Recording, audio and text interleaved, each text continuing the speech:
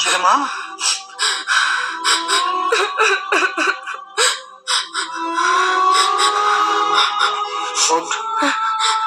বস।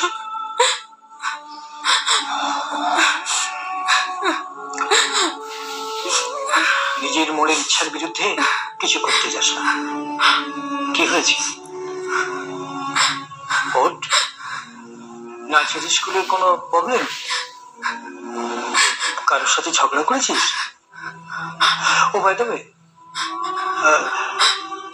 রিজুর মায়ের সাথে দেখা হয়েছে। কোন এক ফিল্ম ডিরেক্টর ওর লেখা গান নাকি সিলেক্ট করছে। শুনেছিস তো? তবে নিশ্চয়ই বলেছে। দেখেছিস তো?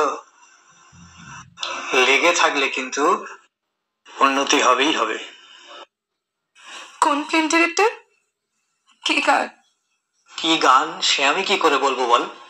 তবে যে গানই হোক নিশ্চয়ই ভালো লিখেছে। খুব নাম করা একজন ফিল্ম ডিরেক্টর ওকে পছন্দ করেছে। কেন তুই কিছু জানিস না? তোর সাথে কথা হয়নি? বলবে নিশ্চয়ই। আমি খুব আনন্দ পেয়েছি। ছেলেটা বাবা, তুমি তো গান লিখতে, কবিতা লিখতে, কাকে নিয়ে লিখতে? তোমার সেই প্রেমের কবিতাগুলো?